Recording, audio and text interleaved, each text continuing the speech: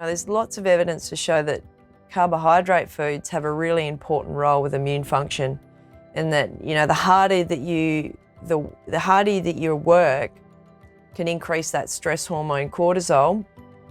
And again, there's evidence showing that carbohydrates, when they're consumed in and around those intense exercise sessions, actually suppress the rise of cortisol. Hi, I'm Anna Liptak and I've been a fitness trainer now for over 15 years. Over this time, I've been privy to witness so many ordinary people achieve so many wonderful things. Through this podcast and a documentary I co-produced, I'm Not a Runner, I want to share these stories to show everyone that anything is possible if you have the belief and the motivation. Today I've got Olivia Warnes with me. So thank you for being with us here today, Olivia. Olivia is a dietitian and has been for the past 20 years or so. And she's worked with many sporting teams, and she's worked with Thunderbirds. Well, she is working with Thunderbirds. She's been the dietitian for the Crows. She's been the dietitian for Saka and also the cycling track team. But her biggest claim to fame from my perspective, and this is just my little perspective, is that she's also been the dietitian for the very gorgeous, lovely, beautiful Jessica Trengrove, who, as you probably all know, is our Olympic marathoner here in Australia and in Adelaide. But also, Olivia, we know each other through running as well. So we've done a number of runs as well. So thank you for being here. Pleasure. So firstly, I'd like you just to introduce yourself, and then we'll talk about everything to do with dietetics and running. Sure. Thanks, Anna. Thanks for inviting me along today. Yeah, it's great and nice, casual set up for a bit of a chat, which is lovely. I've been a dietitian since 2002. Worked as a clinical dietitian initially, and then was fortunate enough to get the AIS fellowship in sports nutrition in Canberra. So I did that in 2005, and I think that just opened up some incredible opportunities for me. So, and met some amazing people who are still great colleagues and friends, and to this day, which I'm very fortunate to have. So that was a brilliant start to my career in sports nutrition. And then I moved back to Adelaide at the end of 2005, and then gradually built up my sports nutrition work, but still had some clinical work on the side just while I was in the process of building the sports, and also had was doing some private practice work at SportsMed, which is where I still am today. Yeah, and just over the journey, I've worked with a number of different sports and organisations, and just been really enjoyed the variety of different athletes I've been able to work with, but not just athletes, and then private practice is just different. So private practice at SportsMed, isn't it? Yeah, so that's for anyone. Exactly. Yeah. So generally, my clientele there would be sort of more adolescent. I don't see a lot of young kids, but sort of anywhere from 12, 13 upwards through to 80 plus. I had an 80-year-old the other day. So yeah, happy to see all sorts, and I really just enjoy that variety of work. My main clientele at SportsMed would be athletes, whether they be sub-elite, recreational, and also I see a lot of eating disorder clients as well. And then, currently 3 days a week at the South Australian Sports Institute, working with all the programs there. And so the main ones, swimming, hockey, netball, diving, canoe sprint, rowing, and then we've got an individual athlete program as well. So and I'm fortunate to work with some great coaches and support staff as well, which is what I really love. Like, I love working with athletes, but I think it's working with a team of people that I actually really enjoy the most. Yeah. And then the Thunderbirds I look after as well, which is great because prior to the Thunderbirds, the sporting teams that I'd been involved with have always been male. So it's been really it was really refreshing to actually work with a female sport team and be able to walk through a change room and not worry about where I'm going. That's actually, I mean, that it's been great, and again, good group of athletes and staff this year as well. Yeah, and I think you're right. What you just said then, and this is what I talk to all my people that I train, is that it's really important to get a good support group around you.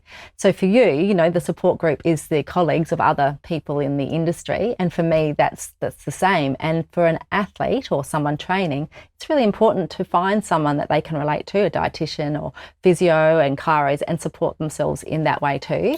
Totally. Yeah, because, you know, there's only so much a coach can give you, but then you've got the experts around you, like you've been out there for 20 years. Yeah, look, it's funny you say that, because it's only now over the last year and a bit I've actually started getting some supervision myself. Yes. As a dietitian, and it's something that, and probably particularly given the type of work that I'm doing now, it becomes even more important, I think, as well. But also, it's just something I wish I did so much earlier in my career. But I'm just really enjoying having some supervision work as well. Yeah, and mentorship and things. Yeah, it's totally. great, isn't it? Yeah. And seeking that information from people. Yeah. And that can be from a variety of people. And feedback, or a chance to sort of offload and share some sticking points that you might be having with clients or challenges. And I mean, the same would apply in training, you know, like having a coach, chatting to someone with how you're feeling, or a runner or walker that you're out there with, and, you know, being accountable to and things. Yeah, and you've got that common bond and connection that you can kind of, you know, support each other, I suppose, and have a chance to offload and share your thoughts and feelings with how things are going from training-wise to work and all those sorts of things as well. Absolutely. Yeah, I think that as many coaches as you can in different areas of your life. On to, I guess, the people that I'm training at the moment, and I guess what I would really like to talk to you about is about fueling for training. A number of the people that I start training haven't run for a long time, and some of them have been running. So everyone's at very different points. And one thing that we try and bring in through the program, it's not just about running, it's about being healthy, and also being very realistic with your own goals and how you can incorporate that into your training. Can you tell me from your perspective, from a dietitian's perspective, what you would actually say to someone about training and what you need to do? Where nutrition comes into supporting exercise, I like to talk through what are the sort of the key nutrients, like your macronutrients being your energy containing nutrients, and your micros, which are vitamins and minerals, to sound a bit more technical, and then to educate people on what their role is and the importance of them. And then I suppose everyone has different needs in terms of, like you said, in how much of different things they need, and what feels good, and foods that they enjoy as well, because that's another massive part of food. Like, it's not just about health, it's, you know, the social aspect of it, and food is there to enjoy. So, and social, it's beautiful. It's a beautiful thing, isn't it? Brings people together. So I suppose with relation to exercise, like, you know, the key macronutrient or the fuel source for exercise is generally your carbs and your fats. Okay, now the harder and the longer you're working, so, you know, if you're doing training that's really getting that heart rate up, then your body's going to demand more carbohydrate at those higher intensities. Whereas if you're just doing a walk or a lower intensity, or a long jog, but long jog to an extent, because after, you know, a certain period of time, then, you know, nutrition will become rate limiting in terms of your fuel supplies, because you will still be using some carbs in those. So is that a sort of time? Like, I guess in my head, I have an hour and a half. Anything over an hour and a half, I need to sort of consider fueling. Spot on. Yeah. Yeah, and that's generally the sort of time that I would say after an hour and a half is really when you want to start fueling those longer runs. And assuming that those longer runs are a slower pace as well. Yes. But when we say start fueling, it's not you start fueling at then 1.5 hours. You start before. Knowing that you're going to run an hour 40 or hour 45 or 2 hours, then you start earlier. Preparing. So in terms of that preparation, I will go back on the hard sessions too that you spoke of, but let's just go on these long jogs. And yes, you know, I really encourage people to go long and slow, because that's where we're building up just to see, you know, particularly people who, you know, are building up to a marathon, and each time you do, you've got to build it up slowly, and those long jogs are just about getting the Ks in your legs. But you're back to the preparing. When would you start preparing for, say, if I wanted to go out for an hour and a half run, what would you actually say to me? Like, when would I start preparing? The night before, the 2 days before? Or I know this is all hard and it's different for different people. I mean, it would depend a bit on the time of the day that the person was going to do that hour and a half run. Let's say they were doing 7 o'clock in the morning. Yeah. Look, and I think also it would depend on what they did the day before, but I anticipate if you're leading into a longer run, you probably would have had a lighter probably day the day before, I anticipate. And so really, like, I think if those longer runs are relatively slow, like I think, if we're talking an hour and a half to 2 hours, it really is putting more of a focus predominantly on the night before, I think. And what do you recommend, like in terms of, I've got an understanding in my head, but what sort of carbs? I guess when people say carbs, they automatically think of, potato chips and things like that. What are the healthy carbs that help you to run? And I know everyone's different once again, but there are healthier carbs, aren't there? Well, yeah, and I suppose there's carbs that are going to provide greater amount of fuel per volume of food, right? Yep. So people have this perception that potatoes are really high in carbs, but they're actually not. So for me, a high fuel carb dinner would be something that would incorporate some rice or some pasta or some noodles or couscous. So, having a bit more of a, substantial portion of a grain on your plate, but then also you'd factor in some protein with that, and then you've got some salad and veg. So you've still got that balance. Yes, and fats. Right? Including some fats as well. And again, that's you're obviously your other important macronutrient which play important roles within your body. We've got sufficient fat as a fuel source to not necessarily have to support a race or a run with it, because our bodies naturally will pull on it at the lower intensities. But definitely, particularly the fats from your plant and your fish-based sources play really important roles within your body in terms of natural anti-inflammatory, moving vitamins and minerals around, making hormones. So incorporating some fats in, I mean, it's not essential that they're in every single meal, but I think you'd want to include them somewhere through the day because, they are pretty energy dense, but they're at the same time, they do play a really important role. So, they could definitely be integrated into a meal, and that could be used in olive oil used in cooking or something like that, or some cashews in a stir fry, or So, but I suppose the meal the night before, when you're planning on doing a longer run, ideally would probably have a larger portion at that time of the carbohydrate component on the plate. And in the morning, do you advise anything? Yeah, like before? I would for a long run. Yeah, definitely. And again, if we're talking an hour, like if it was just an easy 45 minutes to an hour, probably not. Yeah. But if you're going to be doing, an hour and a half or more, then, I'd really encourage you to get up and have something before you head out. Now, it's so individual in terms of timing and amounts and options, but I suppose generally the pre-training pre-run sort of snacks that I find tend to work quite well for people are things like a banana or even a bit of white toast or a white crumpet. And the reason why I say jam white, or something jam too, or honey, it? That's the only time I have it really. Yeah, and the reason why I say white is because, it's more you're refined, but at that time you want something that's actually going to get broken down pretty quickly, get into your system, make use of it, but also reduce the potential for any gut issues. And that's where extra fibre and extra fat and those sorts of things. Yep.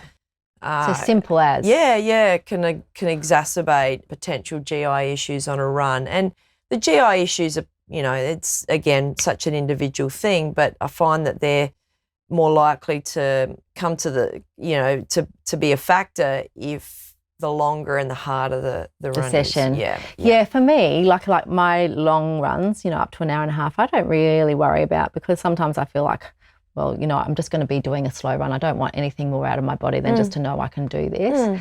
But if, like you were talking about at the start, a harder session, so you knew you're doing a harder, shorter session. So say you had 800-metre sprints or something.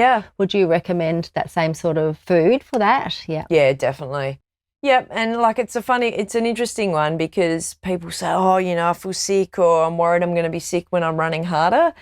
And I can see where, you can cut the individual. But you naturally feel sick. And it's just the sheer intensity that you're working at and the lactic acid being produced for sure. But again, coming back to the fact that, science shows that basically the higher the intensity of exercise, the more carbohydrate your body will naturally want to pull on and use as a fuel source. Yeah. So if you want to get the most out of that session, all right, you may as well put the fuel in, all right, that your body's demanding to enable you to maintain that intensity that you're trying to hit, or those sorts of things. And the other thing too is immune support.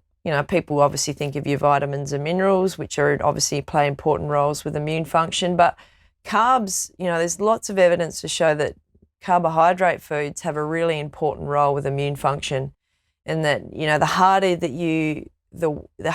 you work can increase that stress hormone cortisol. And again, there's evidence showing that carbohydrates, when they're consumed in and around those intense exercise sessions, actually suppress the rise of cortisol. So again, another really important role that carbs actually do play when we're talking about high intensity exercise is the immune support. And I guess, that is a big issue, because carbs, like everyone, there's been this big wave of don't eat carbs, don't eat carbs.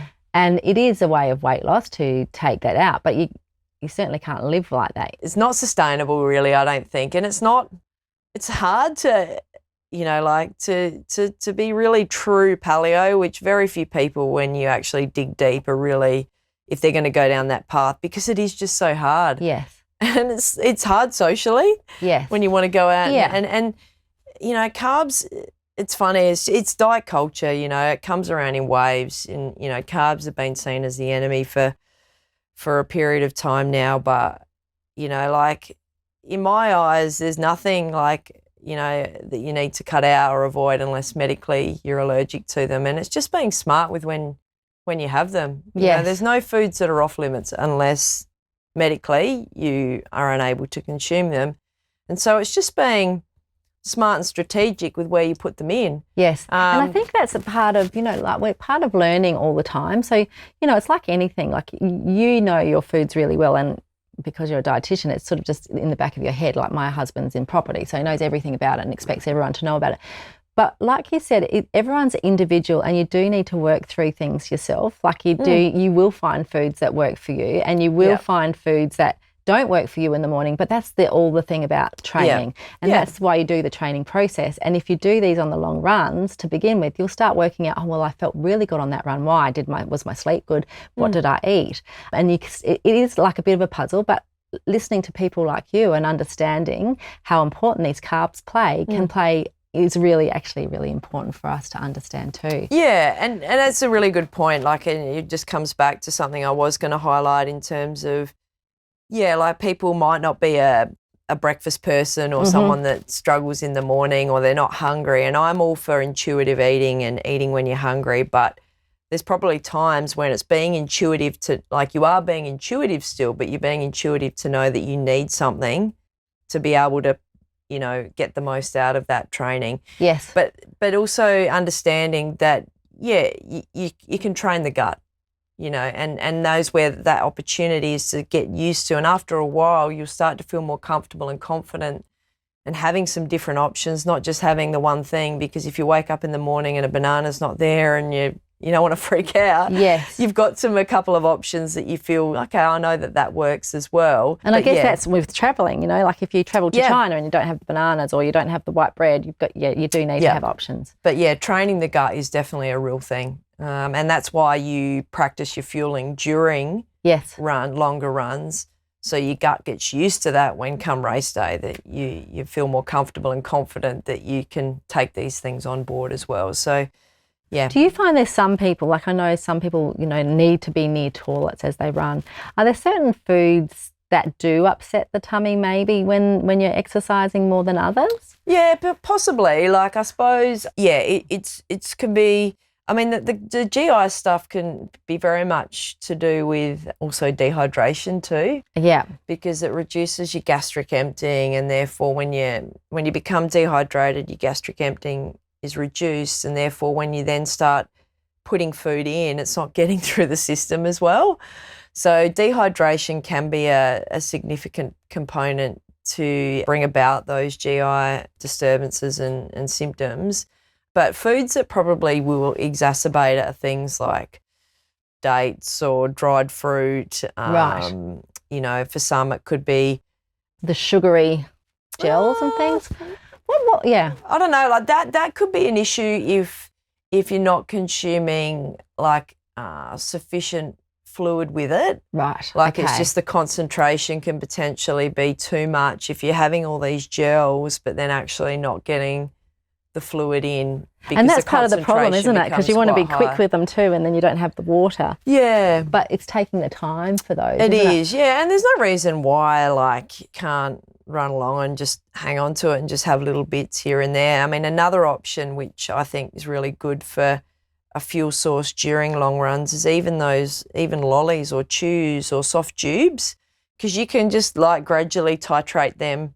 Do they need to be mixed with water? Because I have the chews because I like them, the little bars. I find them easier, and I got sick of gels because I got really sick of having them. But I really like the chews, like you said. You can just have them, and they're nice because when your mouth dries. But do you need to mix those with water as much? I mean, yeah, you should. Yeah, ideally you should be still having, the water with it as well. Yeah, just purely from a bit of a hydration perspective, or even sports drink. If you struggle with solids, then that's where sports drink can become your fuel source of choice.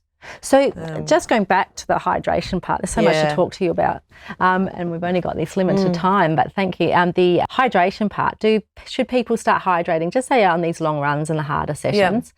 Like, I know people need to be hydrated, but I can tell you so many of my clients say, oh my God, I forgot to drink my water today. And so we try and make it become a habit, get a nice water bottle, put it on your desk, get yourself hydrated.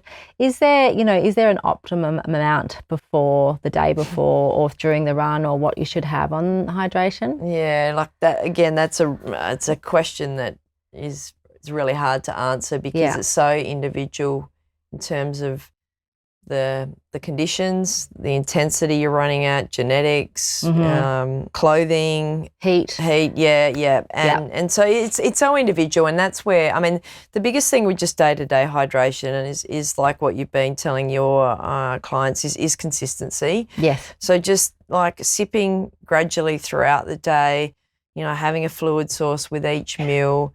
If it's extra warm, you might look at having some electrolytes, whether it be your hydrolyte or your gastrolyte, and those sorts of tabs in your water. But naturally, the electrolytes in food, which you consume obviously at meal times and then consume with a fluid source, will help you retain that fluid more effectively at meal times as well. In terms of knowing how much to drink during, again, that would be the only way of knowing that would be, to weigh yourself before and after, and include understanding how much you've also drunk during to get an idea of what your sweat rate is. But again, that's just specific to that particular run in those particular conditions. Yeah. So, but what I probably will say with hydration, and given the clientele that you said that you're working with, like, over drinking is a real concern, can be a real concern as well. Yes. And so over drinking, particularly water, because if you sort of walk, jogging, or run at quite a slow pace, and the conditions are really quite mild, and you're thinking, oh, sure, I've got to drink heaps of water, then if you do that without any electrolytes, which is basically your sodium, then you can become hyponatremic, which is a fancy word for basically low sodium, right? Which can actually be fatal. Yeah, right. And has actually resulted in a few deaths in long distance endurance runners. Okay. I don't want to scare people, but all I'll say is just don't overdrink water. No, you don't need to. And probably more drink to thirst. Your urine, can't you? Like, you can see if you're dehydrated or not, can't you? Like, if it's really, really yellow, you're dehydrated. Is that right? Yeah, totally. But during runs or races, I think if you're running at a slower pace and it's pretty mild, just drink to thirst. Yes. Or incorporating some electrolytes in as well, like have some sports drink along the way as your fuel source as well, because at least that's putting the sodium back in. Yes. So now I'm going to get to the racing part of it. Sorry, I jumped ahead. No, that's okay. At least we've covered off on that, the hydration side anyway. The hydration. In terms of the long runs, so say I'm going out for a 2-hour run or 2.5-hour run, long and slow, and what do I fuel myself, and how often should I fuel myself? It's just, from your perspective, like, I know everything's different depending on what you're taking and things like that. Yeah. Like, I think, again, if you're a bit more of Yeah, it depends on, again, also the pace that you would be running at as well for, like where you're at, like in terms of elite, semi-elite, real recreational. And hey, if you're just a beginner, like I think, starting early is really important. But I think if you were sort of hitting around that 30 grams of carbs an hour, like I think for a beginner, like that would be pretty reasonable. During? Yeah, like, that Kipchoge that did the 2-hour marathon, like he was at over 90 grams of carbs an hour. Wow. And so the more exertion. Yeah. So what I'm saying there is the harder you're going, the more carbs you're going to use. Yes. Therefore, more you need to put in if you want to maintain that intensity. Yes, that's right. So yeah, if you're at a slower pace, because you'll be using fat as a fuel source as well, still needing the carbs, but the quantities aren't going to be as significant. But really important that you started early, and when you're probably not going to be feeling like it, but start dribbling it through, in the first sort of half an hour, 45 minutes is just start trickling that through. Same with the fluid, and just stagger that through the whole run. But I think for the clientele that you're working at, around that sort of 30 grams an hour would probably be pretty reasonable. Yeah, and that's kind of what I do. I think, I get to about if I'm doing a long run, about 50 minutes, I'll have something, and then I'll have something again like that. Yeah. And run to fill. But I think, the most important thing is, like you said, everyone's individual. Everyone's going to have something different. And some people might not want to have breakfast in the morning. That's okay. And some people will. And, you've really got to work that out. And that's why training runs are really important. And it's like anything, like you said, consistency. We've got to have consistency in the training runs. We've got to have consistency in our food, and we've got to make a routine. So I think that's really important. Is there anything else that you could give to kind of a beginner, medium type athlete in terms of any sort of hints about how diet can affect it? We spoke, and I know we've spoken previously about weight and health, and we're both on agreement that you need to be healthy and weight. Like, I've run marathons, and I've been out the front, not out the front, but 3.5 hours, and there's all types of people and all types of sizes, and it's fantastic. And so you don't need to be stick figure to run, but you need to be, well, from my perspective, healthy. What's your view on it? Yeah, look, to me, weight doesn't equate to health. And, there isn't actually a lot of evidence that, being a certain BMI means necessarily you're healthy. To be honest, there is some evidence that actually being active in a higher weight, all right, is actually healthier than being underweight and not doing anything, smoking, not doing anything, and not putting nutrient-rich foods in your body. So that's a really interesting perspective. Like people automatically assume. Like, I had a woman come up to me once. She said, "Oh, I don't need to train with you. I'm skinnier than everyone you train." And I looked at her and I said, "Actually, you're probably more unhealthier than anyone I train." Because it's such a misconception in society that you have to be skinny and then you're healthy. Actually, that's so wrong. And I know so many thin people that don't exercise, and all I want them to do is move. And I think that's part of it. You need to move, and who knows what you are or are not eating. It doesn't mean you're healthy. Totally, yeah. And so, it takes all shapes and sizes, and there's varying reasons why people are all shapes and sizes. If anyone wants to come and see me for weight loss, I always ask the question why. I'm curious to know what it is. And for some people, it's legitimate reasons. I mean, I can't guarantee that I can help them, but I'm keen to know what the driving force is for wanting to lose weight. And for some people, there might be some legitimate reasons for sure. But again, I think you don't want that to be the driving force as to why you're exercising. I think some people think, I'll run and it will help me lose weight. If you think of the entirety of your energy expenditure, exercise is actually quite a small component, and just your metabolic rate and your non-exercise, just your day-to-day living is actually probably is the biggest component. And so I think people put a lot of emphasis on exercise thinking that that's going to, but, you know, exercise should be something that you do because you enjoy. And you feel good. And you feel good. So many people, and this is what came to me as a trainer when I started training, so many people came out to me to lose weight. And after, a couple of weeks, they'd say, I'm not losing weight. And I'm like, well, what are you eating? And they tended to be eating more. But what I tried to say to them, how are you feeling? Are you feeling better? Yes, I'm feeling better. Well, let's concentrate on how you're feeling and let's set some goals, physical goals. Not concentrate on this weight loss, because it's really not important. It's how you feel, because if you feel really good, you're confident and happy, and your life changes, and exercise changes you that way. But don't be exercising to be losing weight, because it's just, it's a punishment, really. Yeah. And probably another big thing I see is also that is people really, really restricting their intake with the view to trying to lose weight, and finding that things aren't changing or moving, or they're going the other way. And that is because you can get to such a low energy availability state where you actually suppress your systems in your body, and your metabolic rate is one. And so, a lot of the time people are actually not eating enough. Yes. They're coming to me, they want to lose weight, but they're quite active. I'm like, I'm not cutting back anymore because you're actually not even eating enough. So, that is quite a common presentation. Yeah. So, look, I suppose the other thing I just will highlight is the importance of protein. Protein does play a really important role for active individuals, because generally if you're running, there's always going to be muscle damage, and protein is a really important macronutrient that helps maintain muscle mass. It fills you up.